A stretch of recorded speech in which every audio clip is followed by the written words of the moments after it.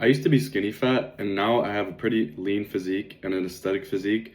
And I'm going to show you guys exactly how I did it by showing you guys 6 different mindset shifts and actions you need to take in order to get that aesthetic and lean physique. So the first thing I want to talk about is when you're going from into a bulk, or if you're skinny fat, to trying to get lean and aesthetic for the first time, or maybe you failed in the past and you really want to make it work this time, you really got to start with a good foundation in terms of your mindset.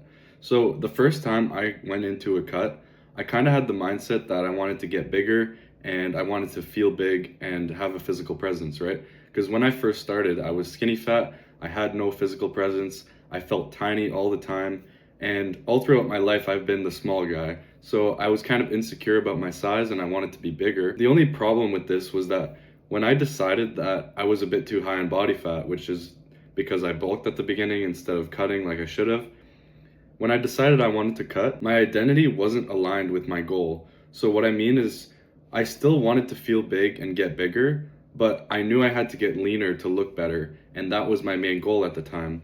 So when I was trying to get lean, the whole time my mind was not in the right place because I kept getting so insecure about how I looked, how small I felt because I was getting smaller. You obviously look a bit smaller when you're in a deficit. Your muscles get flatter, you literally take up less space, but at the end of it, it's worth it because you're more defined and it gives the illusion that you're bigger.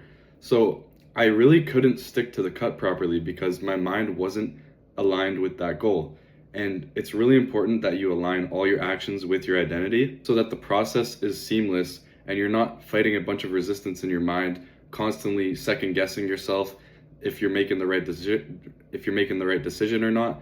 You really need to be all in on your goal at the time, and you can't just pick 3 different goals and try to go for all of them at the same time. You need to figure out what's most important for you and go for that one instead of trying to spread yourself so thin with all these goals that you just end up not achieving anything. Now, the second thing you need to know if you're trying to get lean is that the process gets so much easier if you're not the only one going through it.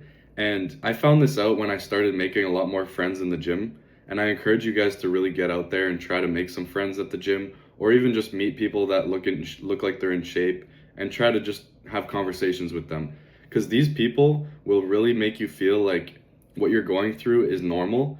And the people that are not on the same mission as you are going to make you feel like you're wasting your time, or you're being disciplined like this for no reason. I can't stress enough how crucial it was for me to make friends in the gym that I could talk about fitness with. And because this cutting process can be really difficult on your mind, it's really helpful to have people around you that are supporting you and that are encouraging you to keep going in your journey. And not to mention people in your household, if you live with your family or if you live with a significant other, they can really help you out by keeping you accountable, making sure you're eating the right foods. If they see you trying to cheat on your diet, they can keep you in check. All this stuff is just extra support that's really going to make this process easier, and you're going to be able to stick to it. There's been times where I've really felt like binge eating or caving in on my diet, and I've asked my friends, "Oh, we should go eat out somewhere. We should go eat some junk food, whatever." And in my mind, I was already committed to cheating on my diet. But then my friend would tell me, "Oh, didn't you say you were on a diet? Didn't you say you were cutting? I don't think we should do that." And basically the only reason I didn't go out that day is because he told me not to do that. And this happens a lot. Like sometimes when you're in a cut, you can get so hungry and desperate to eat like really good food that you'll cave in pretty easily. And having this third person perspective from your friends or someone that's supporting you to tell you not to do it and to keep you on track on your goals is super helpful. And there's been many times where I would have caved in on my diet and I decided not to because my friends were a good influence on me. Now, the same thing can go the other way. If your friends are constantly telling you that you should go out or you should go eat food with them or you should go drink together, this is the complete opposite of that, and you need to be aware that this might affect your progress. If you're constantly going out and cheating on your diet, obviously you can't expect to get the results you want, right? Now, another mindset shift I had to make when I was skinny fat to end up becoming more lean and aesthetic was that I had to switch my priorities in the gym. And what I mean is, instead of going for total strength, so when I first started, I was really addicted to like getting my squat, bench, and deadlift as high up as I possibly could because I thought that was going to make me aesthetic and make me look big. And The problem with this is because I was just chasing those really big numbers and the total weight on the bar, I ended up eating so much more food because it was making my numbers go up. So basically, even though I wanted to look good, I was sacrificing looking good because I had this secondary goal that I thought was more important at the time, and it was forcing me to eat more food so that I could achieve that goal instead of the goal that I actually cared more about. And it's really important to make sure you're focusing on the right goals in the gym. There's other smaller goals that can kind of get you sidetracked and make you think it's more important, but you really need to look at the big picture and remember why you're in the gym in the first place. An important mindset shift that I made was, instead of focusing on the total weight that I'm lifting, I focus on relative strength. And that means like how much weight I can lift compared to my body weight. And the reason this is good is because you're basically trying to stay lower in body weight while also increasing your numbers.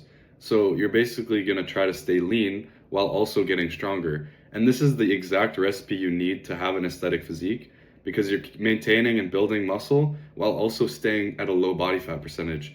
And you're going to have that V-taper look, you're going to look defined, and your muscles are going to be growing and looking full because you're working out with intensity. And by the way, guys, if you really need help with your training, I made you guys an optimal training blueprint. It's completely free and it's the first link in the description. It's going to go over all the exercises you need to be doing, how to use progressive overload properly, progression schemes, and it goes over all the knowledge that I learned over the years that helped me build an aesthetic physique. Again, it's the first link in the description and it's really going to help you guys out. Now, my next point is going to be in terms of your diet. You need to view food as fuel for your progression and not just seeking pleasure. So obviously, in the modern day, food is really addictive and food tastes really good, especially if you eat out.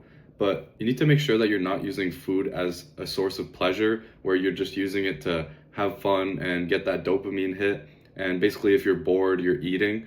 That type of behavior is going to lead you down the wrong path.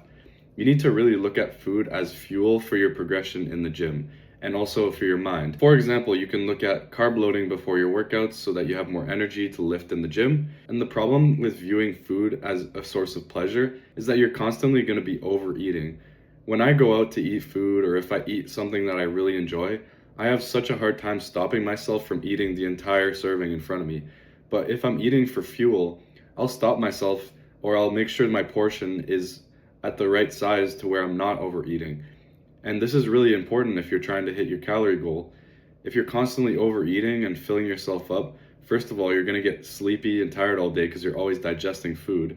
But also, you're going to be eating way too many calories, so you're not going to be in a deficit, or you're not going to be at maintenance. And obviously, there's too many people out there right now that are obese or just skinny fat. They have too high of a body fat percentage. You need to make sure you're keeping that in check, and also making sure that you're on the right track to achieving a lower body fat percentage. Now, another key thing that helped me go from skinny fat to a lean physique is I had to start tracking all of my exercises and training to failure. And the reason this is so important is because if you're not tracking your exercises in the gym, how do you know if you're actually progressing and getting bigger and getting stronger in the gym?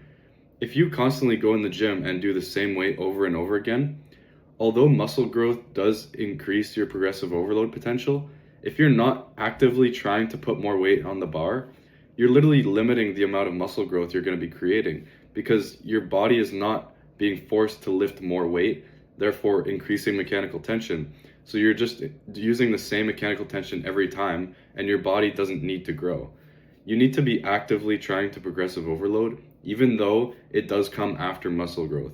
So this is the mindset shift you kind of need to have, is that even though your goal is aesthetics, you need to be focusing on increasing your strength, and not only on big compound movements, also on smaller movements like your arm movements, lateral delts, like anything. Track every single exercise and make sure you're going up in weight. It doesn't need to be weight every time. It could be 1 rep or 2 reps, but make sure something is improving day to day or workout to workout. And this kind of leads into my last point on this, is that you need to be setting small achievable goals and smash those goals, and have a really big goal in the end that you're always working towards with these smaller goals.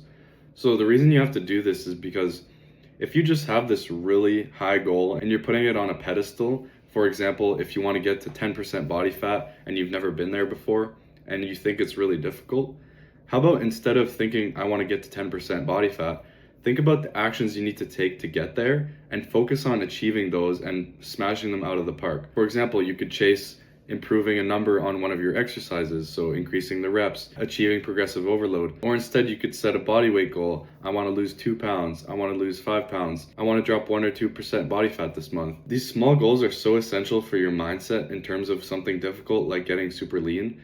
Because if you just have this really big goal, it can really feel unachievable at first, especially if you've never been there before. And if it's too unachievable, you're going to start blaming external factors like your genetics.